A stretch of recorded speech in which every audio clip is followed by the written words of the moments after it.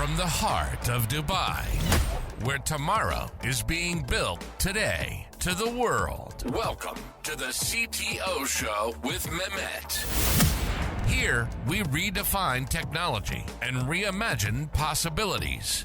With Mehmet, delve into the riveting realms of AI, cybersecurity, and digital technology.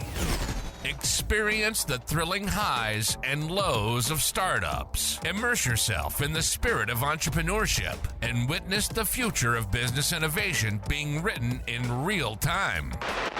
Now, without further ado, let's tune in and explore the future.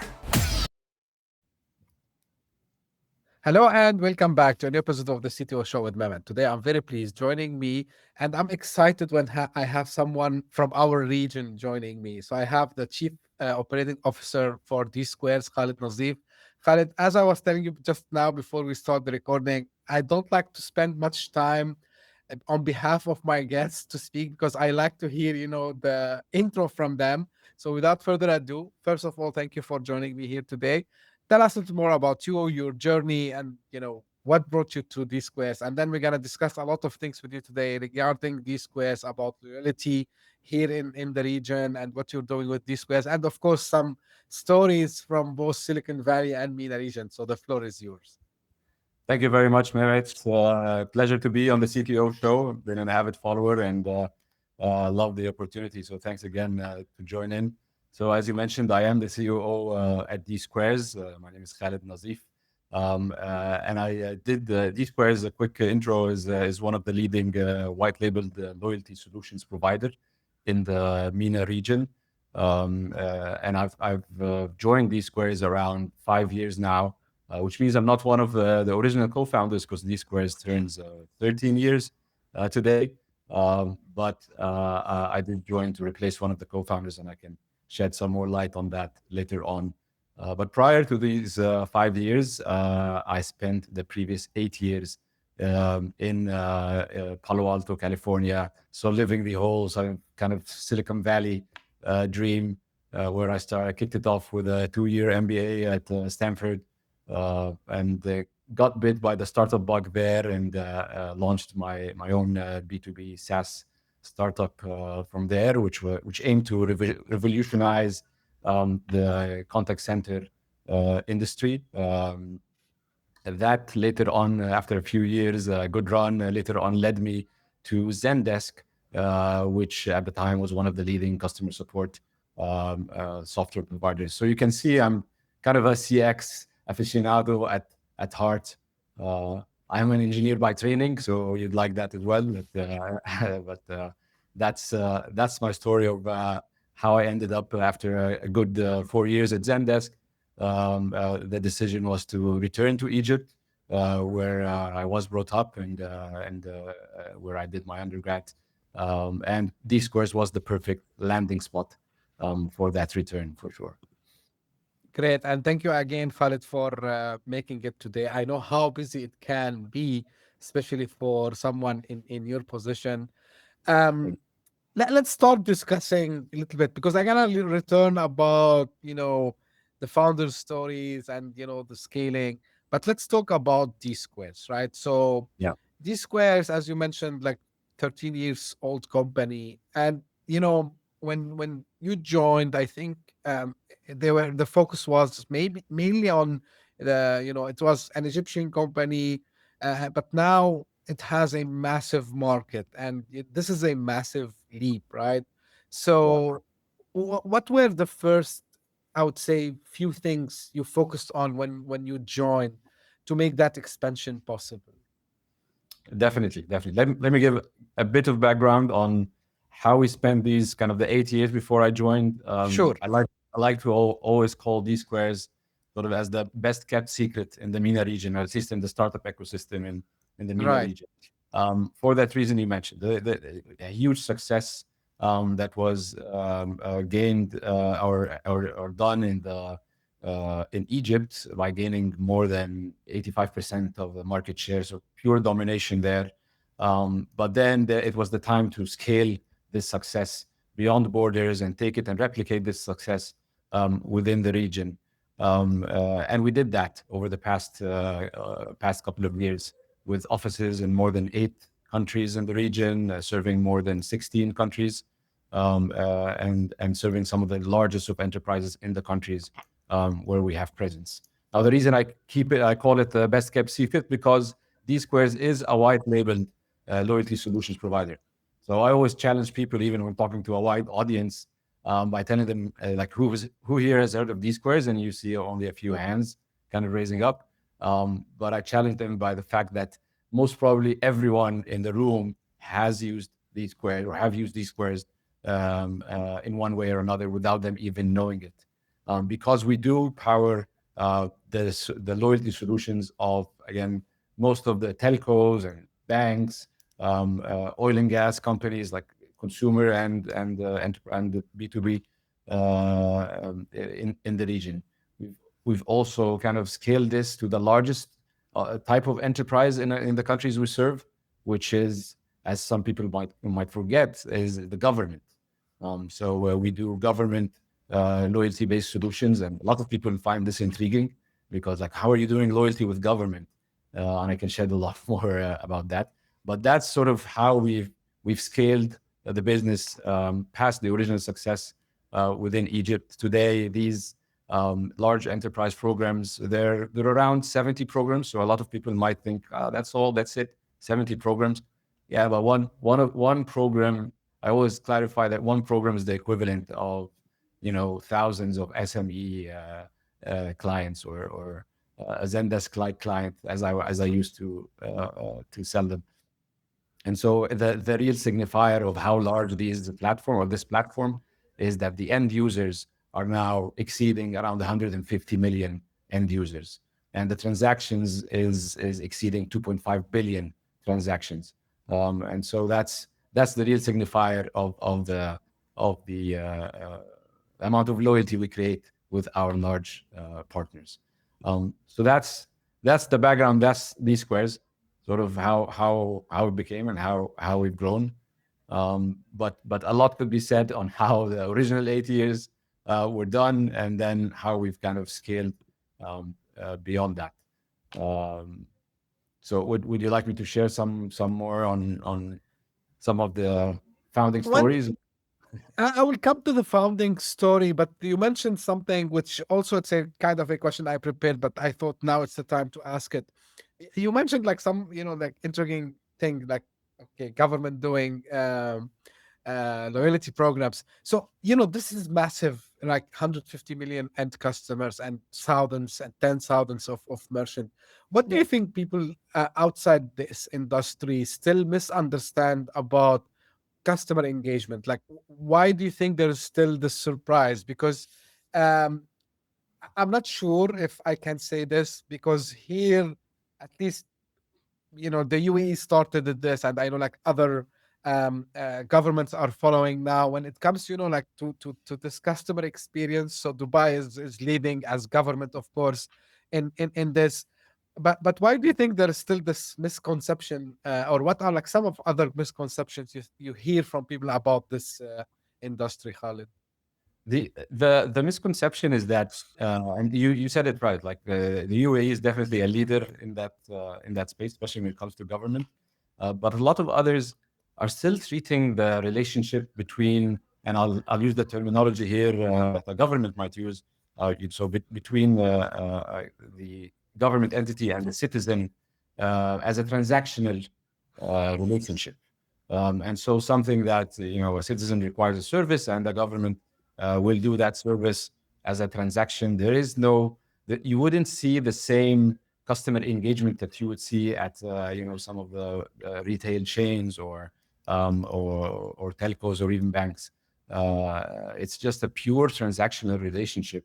And unfortunately, you see a lot of that not only in government, but we actually see a lot of that in consumer-facing, again, retail or enterprises. And that's basically what we're trying to change, or to change the mentality of, is that it's no longer a transactional relationship. It's an engagement relationship. So even with government, we called it a citizen engagement program. where you use loyalty, yes, which is something inherently seen as a transactional thing. You earn and you earn points and you spend them again and so on. But actually, you use loyalty to kind of influence the behavior of the consumer. In that case, the citizen.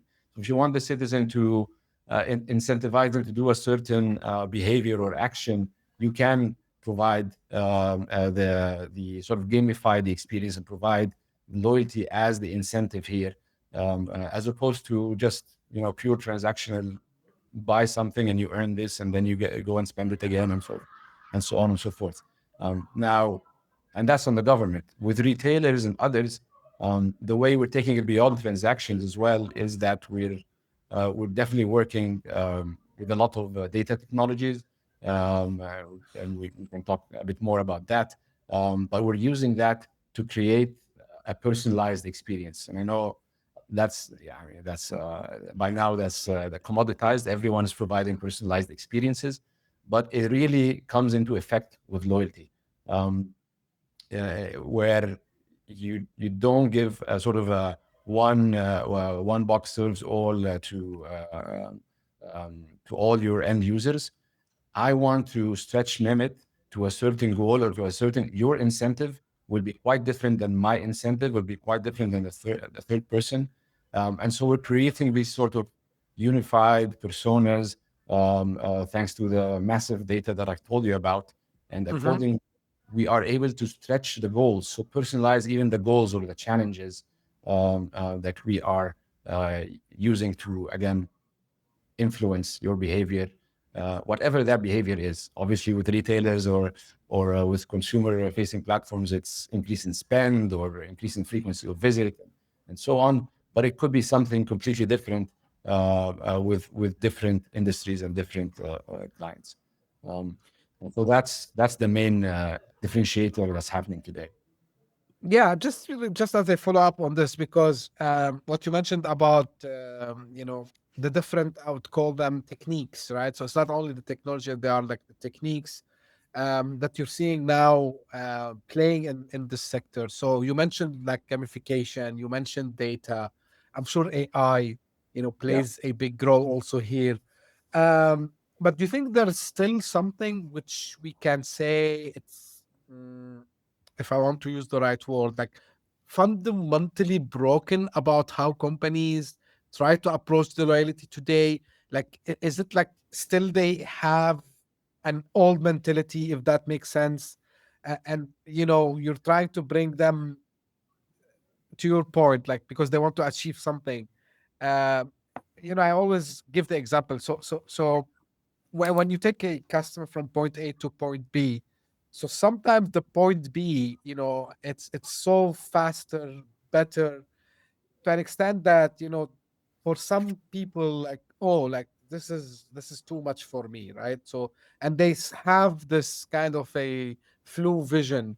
Do you think, with all the things that you just mentioned, in addition to the AI, this is changing a little bit the landscape of how companies fundamentally look at loyalty in general? Definitely. And I would say we're a bit lagging in the region in realizing or making that realization. But DSquares has been benefiting from creating that awareness. There are certain sectors that have the awareness that loyalty is no longer, and that's the number one sort of barrier or misconception. Loyalty is no longer a cost center, right? A lot of people, few view loyalty as a cost center, and that's a big, a deal breaker from the get-go. That's from the very start of launching a program. There are specific sectors and specific countries, I would say. So I would say it's a cultural thing where you would see that, loyalty is still treated as this transactional thing that you need to minimize its cost as much as possible. You need to do it just to be, keeping par with the market, but it's a cost center, and so you're not investing in the right way to kind of gamify it, as we mentioned, or to personalize it, or to stretch a consumer's behavior and so on. While there are other countries, and Egypt has proven, so has Saudi, for example. Obviously, Dubai or the UAE is quite advanced in that sector. But they have proven that, we've went beyond the concept of loyalty as a cost center, and we're now, treating it as a revenue driver, for sure. And so let's see how we differentiate in that sense. Some people are choosing, the challenges route, and stretching people beyond their sort of, or having the sort of the incentive personalized, in order to stretch their, again, spend, or frequency of visit and so on, the typical metrics that a loyalty marketer would look at. But others are using it as sort of, it's no longer this direct route. It's I'll create advocates who will become referrals and who will help me with acquisition, and will improve my net promoter score, and create promoters and advocates and so on. So there are different tactics, and you still see in the region, we're in the Middle East and Africa, that there are the discrepancies, and we see it all. We have offices and clients in Kenya and Tanzania that are treating loyalty as a currency, basically. Mhm. So that's beautiful in terms of transactions, but again, very transactional. And there are, as I mentioned, country or customers that are treating loyalty as the main revenue driver. It has become so core into the business that it's front and center. It's something that we review and takes and gets the attention of their chief revenue officer and so on, because they've seen and they've tasted sort of the impact that it does on their top line. So not only on their bottom line or on their retention, definitely on the acquisition and on growing their revenue. So that's the beauty of the region where we're at. You get to this diversity, and you get the potential as well. You've seen what could be, and you're trying to bring in a lot of the customers and sectors to catch up, basically. Absolutely.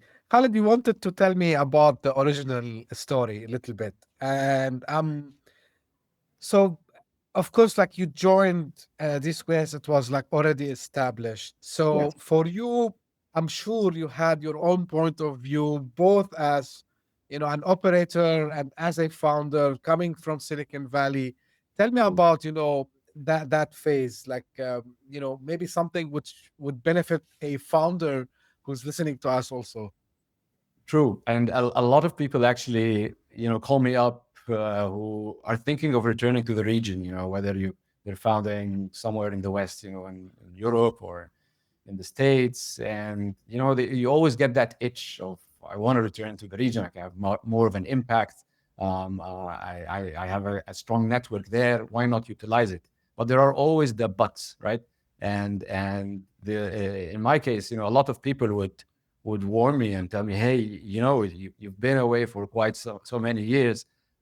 You find the work ethic might have changed, or you're no longer accustomed to the sort of the hustling and bustling of an emerging economy like Egypt and the entire region. And I just, took the jump. My main advice to everyone is just, close your nose and take that jump in. And quite frankly, DSquares was the perfect landing spot, again, as I mentioned, due to so many factors that I do not see and did not see in so many other startups or scale-ups, is the term I like to use on DSquares now.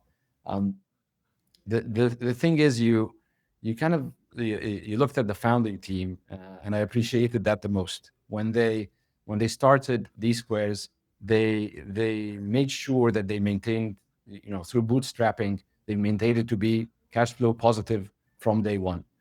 So it didn't have the typical startup route where you raise millions and millions of dollars in funding, and you kind of burn that through a ridiculous burn rate, and you raise again because you're achieving some good metrics from a VC perspective, and you kind of raise again and again, and you accordingly you scale with that notion.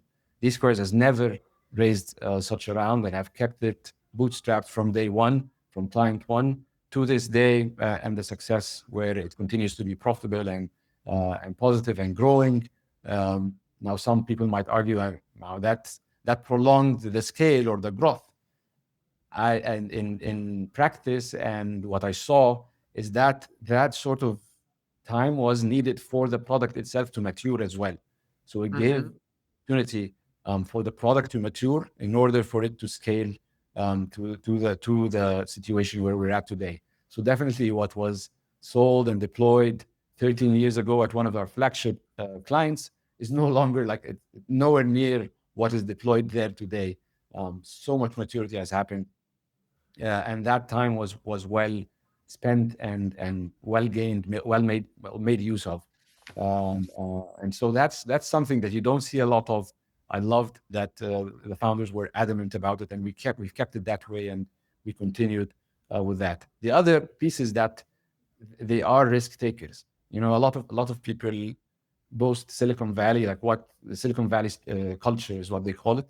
It's all about, it has a risk taking culture, and it has a kind of give back culture, which is what I admired the most over there. And I found that here in at DSquares, where they weren't shy of taking risks still, even with the bootstrapping, where you would find a client that asks you, hey, there's an opportunity, there's an RFP in a new country where we have zero presence in. We might not be ready yet, not that mature, as I mentioned, in the early years, but they took the leap. They submitted the RFP, they won the RFP, hired a new team, established a new office in a new country. And to this day, that was 10 years ago, this client is still with us and obviously became an anchor for many, many more clients in that specific country.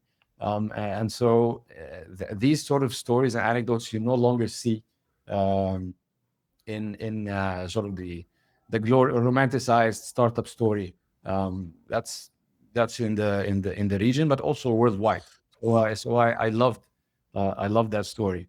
The other piece that I loved as well, and you don't see it more that often, is so as I mentioned, I came in as COO to replace one of the original co-founders, and that's not an easy thing to do. And the person who's Ayman Aisawi, who's a dear friend, he's the one who kind of poached me from Silicon Valley and encouraged me for my return to replace him. So for you to realize and acknowledge that, hey, I'm a builder, and that's what he acknowledges, right? He likes to build stuff from scratch. DSquares has reached a phase where it needs to scale, and not just building, but needs to scale. And I'm gonna hire someone or get someone to replace me with full authority and full position as a sort of a late partner or late founder to take my place. Obviously, Ayman went out to spin out another sister company in the fintech space, and it's working well for DSquares and for Lucky, which is our sister company. But that story on its own, for someone to be able to know what's best for the company and bring in someone, a new caliber or a new kind of set of eyes for the new phase, that's something that that I have a lot of respect for sure. And then lastly, you see Marwan, who's my partner and the CEO. You see the passion, and that's one last thing that is common to a lot of entrepreneurs. But you see the passion in his eyes as he speaks to clients today. It's as if he's speaking to that very first client 13 years ago. He really loves what he does when talking to clients, when he talks about loyalty, and so that's the kind of gives us all the fire under our belly.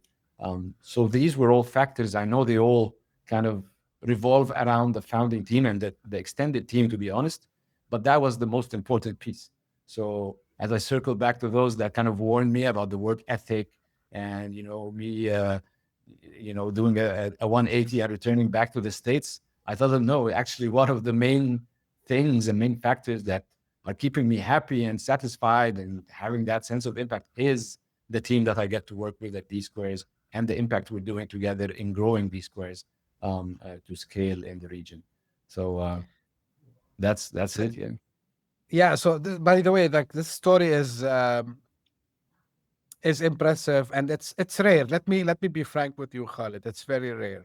Yeah. And like, it's not like because I want to judge the region or the founders in the regions, but and this is something I'm sure like you heard it also in Silicon Valley.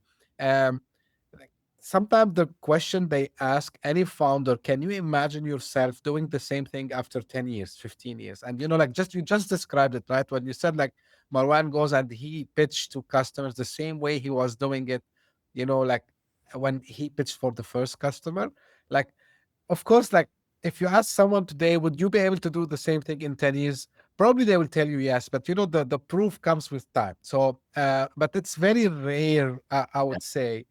Maybe some people they will agree, some people will disagree, but it's when they tell you, and this is a term, I'm sure you agree with me, it's like it's a Silicon Valley term, like you have skin in the game. So this is what they call skin in the game. Like you have enough resilience, you have enough passion to what you want to achieve. You love what you do. So like you're ready to keep doing what you're doing whatever happens. And like it's a big success of having the company fully bootstrapped in a very tough market as ours, I would say. Especially I'm thinking like 13 years ago. Of course now it's getting easier, kind Yeah. of, but Yeah. it's a big, it's a big achievement, and that's inspiration, I would say, for other entrepreneurs in the region. Now, saying that, I know, when I was, going through the some of the information the team shared with me before I do the recording with you. So you Yeah. describe yourself, as that someone who did a shift from, pirate hat to navy hat. Yeah. So how does this look like, and how does this applies to the shift that you also did, moving back to the region and joining these squares? No, perfect. So I actually used that quote. I think Reid Hoffman is originally the one who used it, and he used it in the book called Blitz Scaling, which is perfect for that. I totally recommend it for anyone in that phase where DSquares is and continue or was and continues to be, which is that scale up phase. And that was the perfect timing where I joined in. As I mentioned, it was a time where DSquares kind of needs to let go of the hustling hat and just to go get there, and that's very important for a startup for sure. But once you have that the number of enterprises, and you need to maintain a sort of enterprise grade quality, and you have that sort of scale that's multicultural, multi regional, you need to put in certain processes. Um, uh, Hopefully not as bureaucratic as it would be in a navy or something, but it would be with the same quality and level of consistency. And that's what sort of I came in with as I started. The first thing, and it touched everything. So the first and most important was the people, right? We needed to be sort of encapsulate the DSquares culture. And so we worked a lot. We did a lot of investment in the people and culture side. I've noticed one of your recent episodes talked about OKRs and implementing those within different sizes or different companies. And that's something we've quickly adopted and implemented, and was necessary to make sure that the scale or the number of employees are still following the same goal and objective and mission and vision that was set early on. And I don't want to get too sophisticated or too philosophical, sorry about that, but there is a Great. number that I like to I've read a lot about, and it's the 150 number. Mm-hmm. And it's mentioned in the book Sapiens and many other research, but it talks about how that 150 number is, if you exceed it, you can no longer kind of scale a tribe. That was the maximum that a tribe back in the sort of Mm-hmm. caveman or Neanderthal days, you would never be able to exceed a 150 number. Then you would lose the direct relationships. And that's about the time where I joined in as well. We kind of started approaching the 150 number. We've far exceeded that today. But as we approached that number and exceeded it, we started to lose the entire one-to-one relationships between, CEO and the most recent hire and so on. And so we needed to have other processes to make sure that we're maintaining the culture, maintaining the objectives. Everyone's working as if it's one ship, one goal. And so that's something that we needed to keep in mind. So I'd advise everyone to be wary of the 150 number and that scale of employees. But we've exceeded that successfully so far and continue to grow. The other piece that this kind of putting in some or scaling affected was on the product side. As you can imagine, again, we had the hustling hat. We have one client here that demanded something, we customized for them. Another client, we customized it for them, and so on and so forth. But then we needed to have products that scale, and we started a productization project or initiative. I would call it a project, and that initiative, got into everything that we do. Today, we have sort of ready-made, off-the-shelf products that are customizable still, obviously, but at least we have 80% of the work done thanks to the years of development that we're now able to encapsulate in a productized or modularized format. So that was another thing that we made sure we focus on, and one of the things that I was adamant in building was the product team, which was non-existent. We were kind of, again, a delivery. We made the shifts from a sort of a delivery company to a product-led company, and that has helped us a lot as well. I'm happy you mentioned about two things. So first, the magical number. I was looking for it, and yeah, of course, in the book I read about it. But always I was wondering. Yeah, I know it's like 150. It's like not necessarily exactly 150. It could be like 120. It could be 170. Yeah. But I made sure when I interviewed on the podcast any founder who was able to scale, I would say, beyond certain number of employees, like when they felt, like, yeah, I'm not now seeing, for example, the new hire people, I'm not, for example, anymore in touch with every single one that I used to do. And yeah, this number always, like, it's between 120, sometimes 200 if they are really good, because some people, Khaled, I noticed they have an ability, they have a talent of, for example, memorizing names, memorizing even like small details, up to certain number. But of course, even if you are like a Superman, I would say in memorizing people names and remembering about their lives and so on. So you reach a phase you can't. And of course, like, it's not only about the people. You have like company to run, you have revenue to bring to the company, you have investors, of course, if you like just fundraised, and you have some other like duties. I mean, you have other things in your mind, so you'll not be able, not because you are not good, it's because this is the human capacity. Like, you can't do more. And Exactly. what happens usually, and but I think it's not 150 here. Here it depends also how strong they implemented it, which I'm talking here about the culture of the company, right? Because I was always kind of,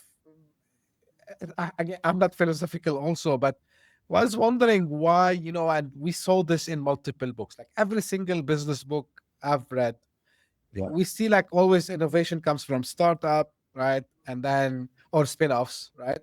And then, these companies, they grow, and they become, I call them dinosaurs, right? And it's not like to say something bad about them, but like the similarity is like a dinosaur moves slow. So the big companies move slow. And again, the culture kind of fade because maybe the original founders are not there.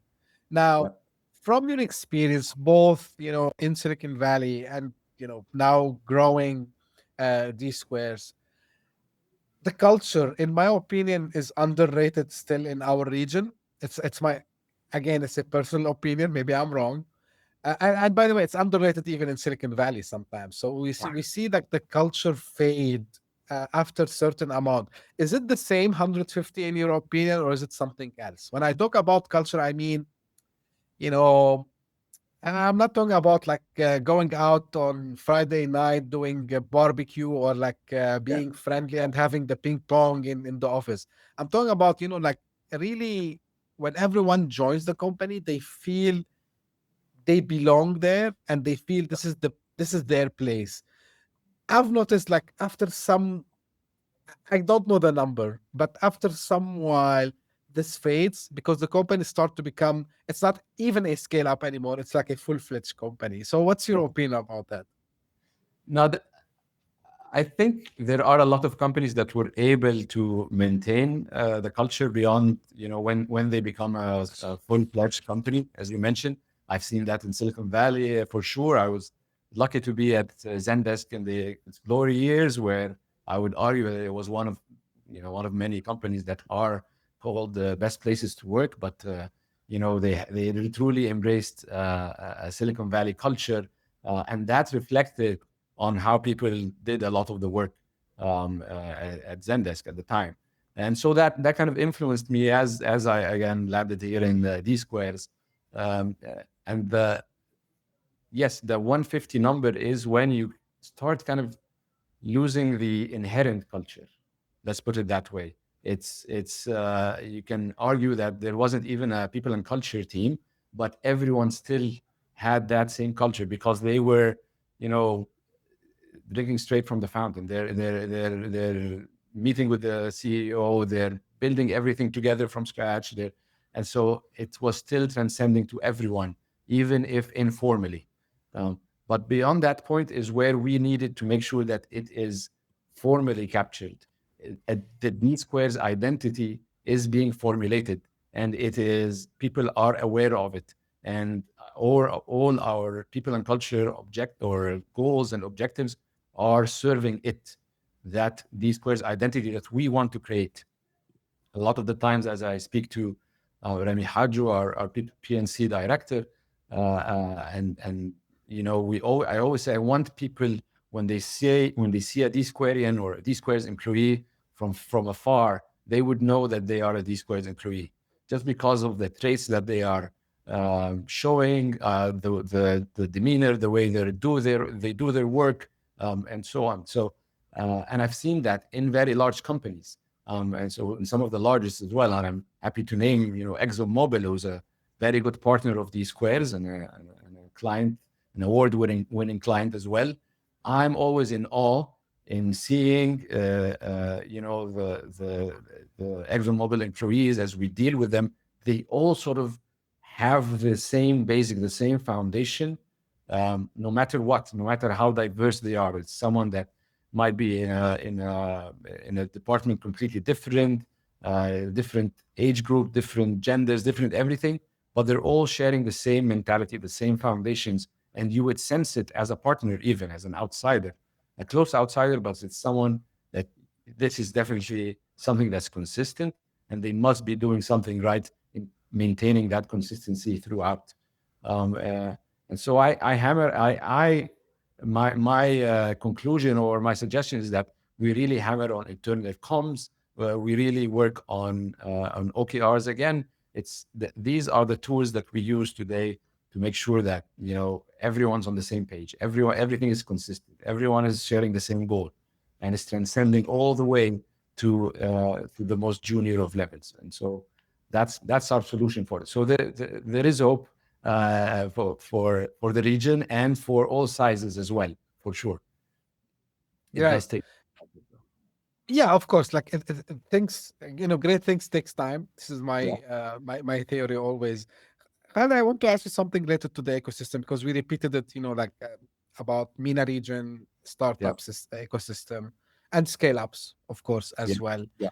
versus Silicon Valley. Now, I follow both very closely myself out of passion. First of all, like I'm also an engineer by trade, so any new thing will attract my attention.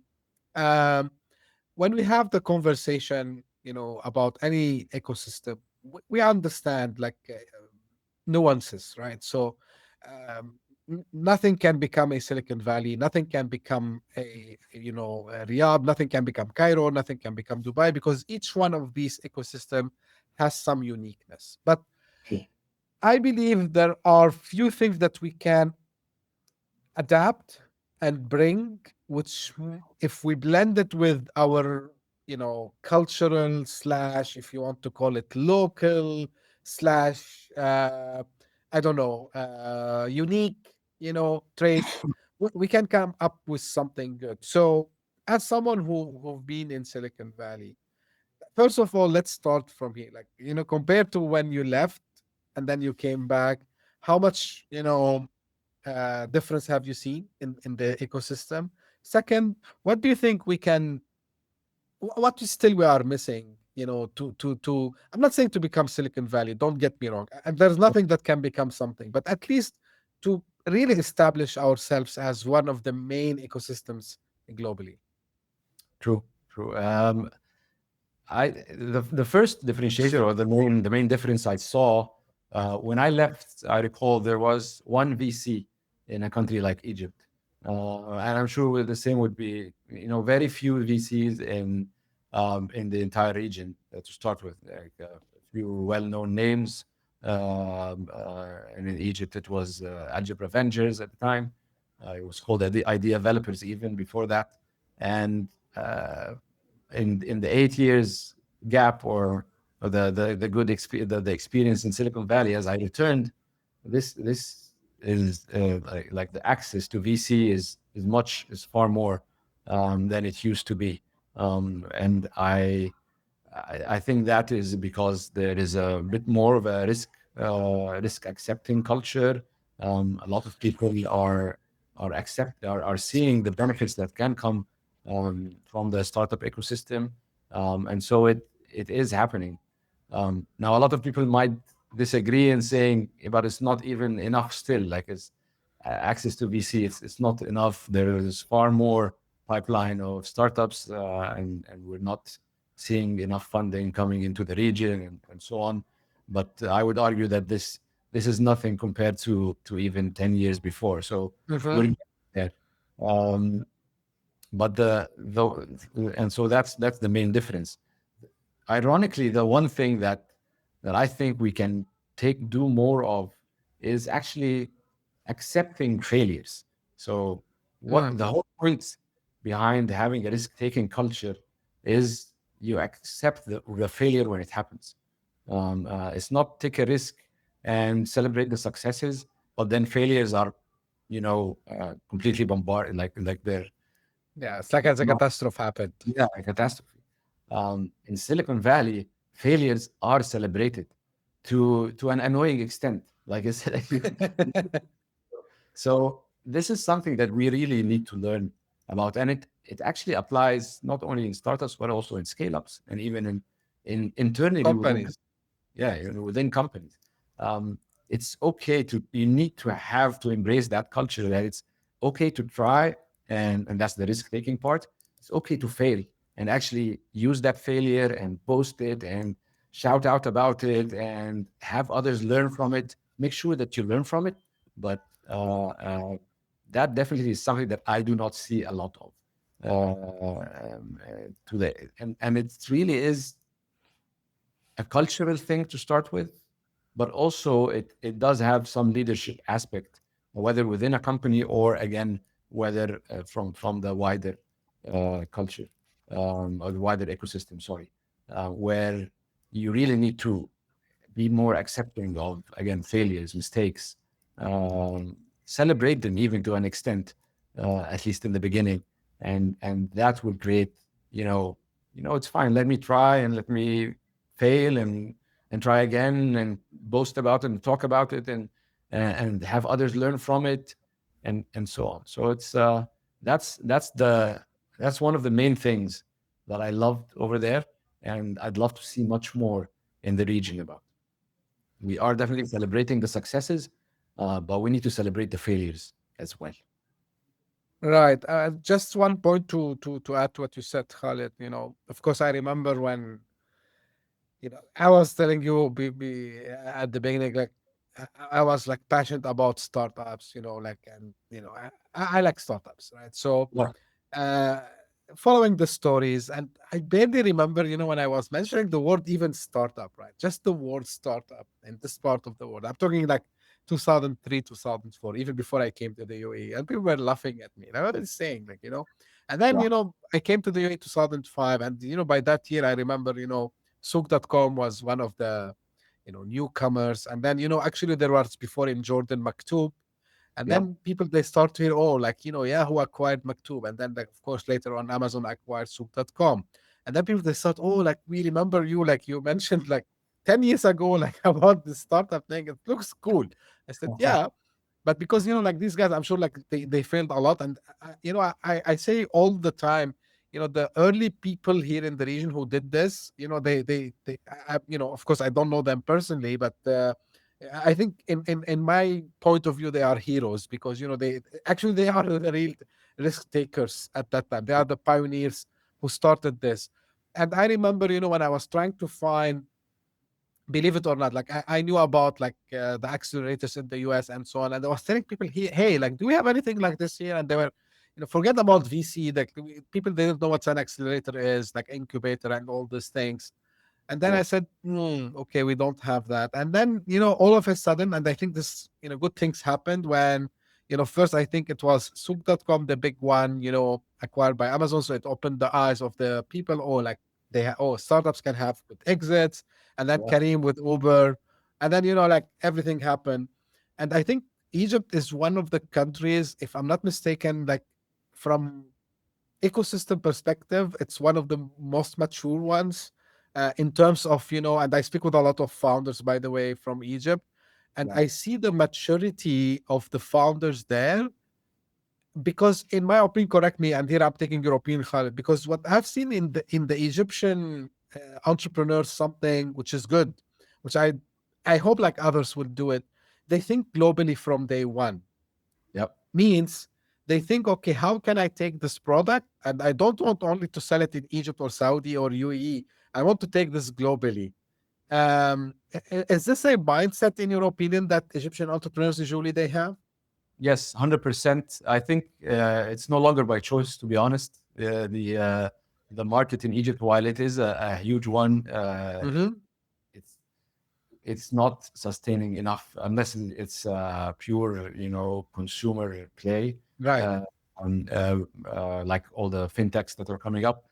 But even there, if you're doing anything that has to do with infrastructure, software, even consumer, but sort of, consumer apps and so on, that that the business case, the whole business case is built on the fact that you need to kind of export this product, position it on a global scale. You want to, have that global exit, and as well as and on the plus side, you're making use of the local talent, Exactly. the cost effectiveness of it.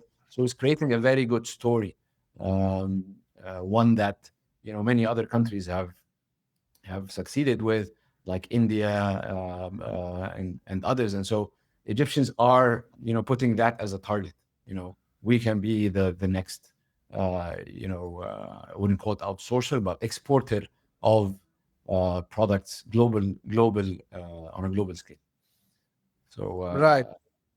the other thing that I like, that I see, and it is typical of an emerging economy again, is the Egyptian entrepreneurs are hustlers by nature.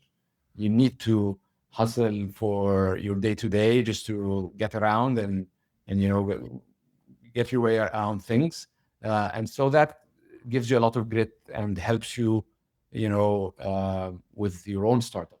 The term hustle is always used in Silicon Valley, but you don't find a lot of it there, except with, again, successful founders or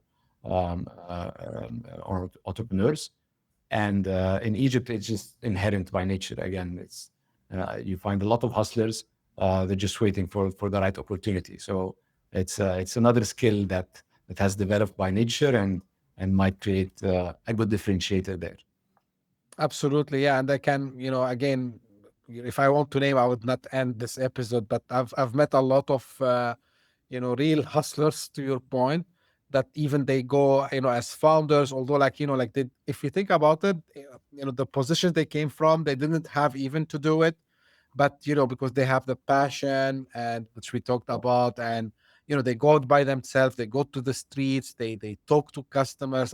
I've seen it like, in front of my eyes, like no one told me about it, which is, and the talent there is, it's very decent. I would say I always call Egypt as the It's that basket of talents that feeds all maybe the MENA region when it comes, especially to software development, design. Like even recently I start to see uh, in creativity also as well, which is really good.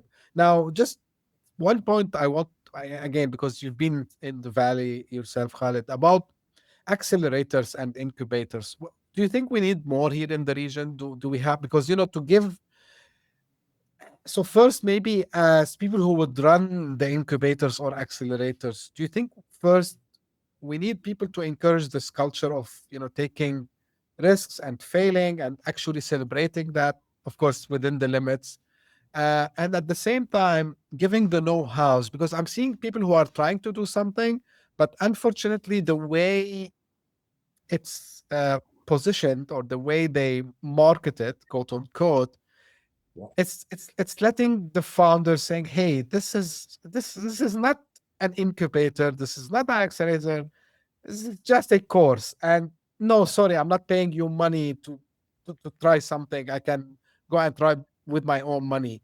What's your point on this? And because you've been in Yeah. accelerators in the US also. Yes, and I've been involved heavily with Alchemist Accelerator, which is one of the top enterprise only focused accelerators in San Francisco, and I've been there as a founder, and I also joined in as a volunteer at some point, and I got to learn a lot as a founder, um, because of even though I was a Stanford grad and I did my MBA. But still, the accelerator gave me a lot of sort of practical mentorship and kind of a guide that takes you through that lives with you through the startup journey. It's not a course, as you mentioned. The thing I loved the most, and I urge other accelerators to do, is that they really prolonged the cycle.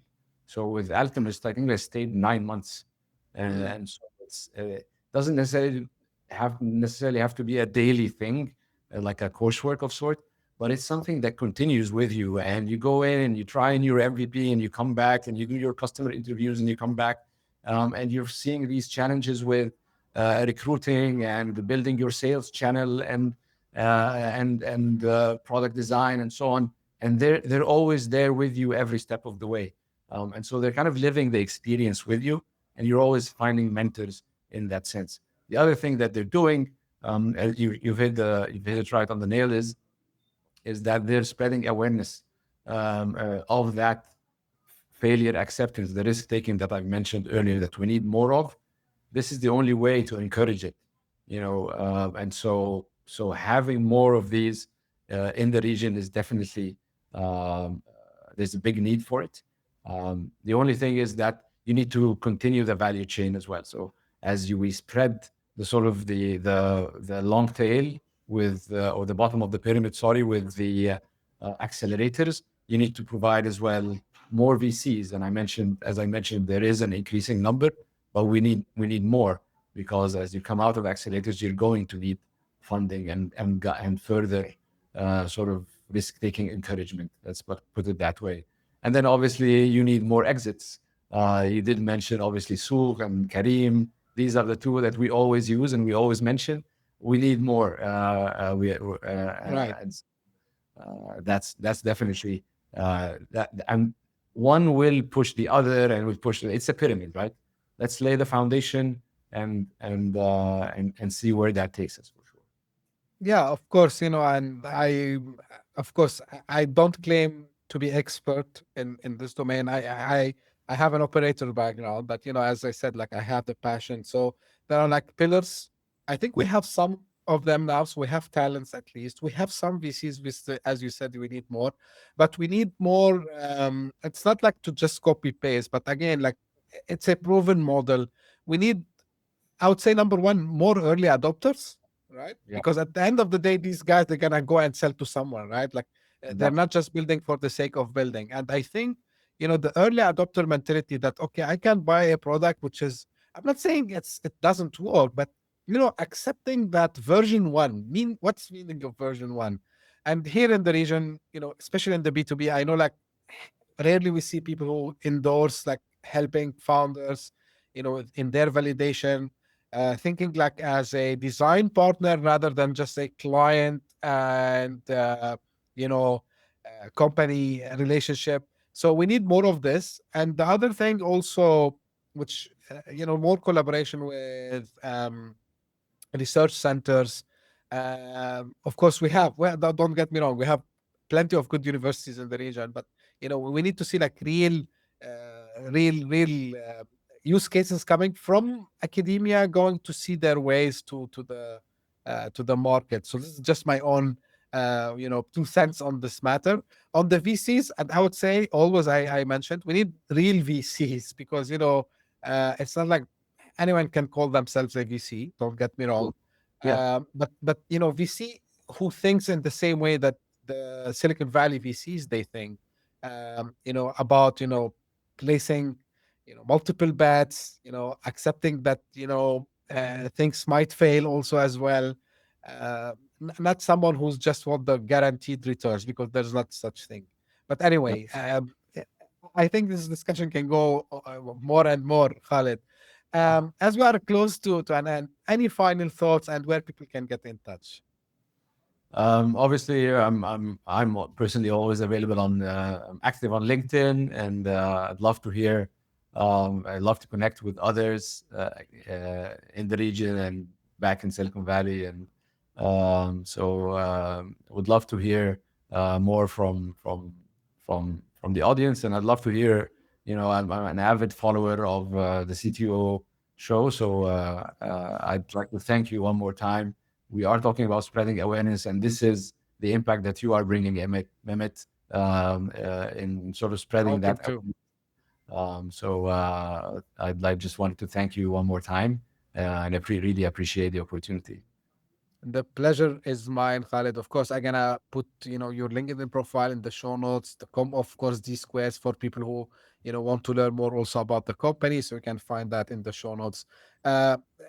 Again, Khaled, I know as chief operating officer how busy things can get. So your task of the day-to-day activities of the company. So you took 1 hour of your time to spend it with me and share your knowledge with my audience. I appreciate that. So this is how I end my episodes. And I'm gonna end with what you said, Khaled. So what I'm trying to do is, on a small scale, very humble effort to give back, bringing voices similar to Khaled to the podcast, just to spread awareness, try to inspire someone to start something new. Maybe you're stuck somewhere today and maybe you listen to Khaled and you say, hey, like, yeah, I learned something from Khaled. Let me try and try to do something. Let me, for example, the big take for me today from the episode, Khaled, is about, accepting that, risks exist and failure might happen. So let's embrace it and let's try to do it again. Don't be afraid of what people will think about me. In my opinion, this is the biggest thing. And this is how I and all my episodes. This is for the audience. If you are someone who just discovered the CTO show, thank you for passing by. I really appreciate that. I'm repeating myself. We're trying to spread awareness. So it really helps if you can subscribe, share, and tell people about the show, not because of me, just to spread the knowledge. And if you are one of the people who keeps coming again and again, thank you very much for doing so. I appreciate your messages. I appreciate the feedback. I appreciate, everything you do for the show, especially during 2025, as we are very close now to 2026. I'm happy to share that, almost from Feb this year, the podcast was always in one of the countries trending in the top 200 Apple podcast shows. Of course, it keeps changing countries across, but some countries, they stayed longer. Egypt was one of them, by the way, Khaled. And I'm happy for that. But I'm still waiting for my friends in the US. I need a push from you because I think I'm not doing very well there. So I need maybe some help from my American friends. We did it in Canada. We did it in the UK. We did it in Spain, Australia, here in Saudi, UAE, Egypt, and a lot of African countries also as well. So I appreciate if you can do this small push. And as I say always, stay tuned for a new episode very soon. Thank you. Bye-bye. Hit that subscribe button, share the show with your tech-savvy friends and fellow entrepreneurs, and leave us a review on your favorite podcast app. Your support means the world to us.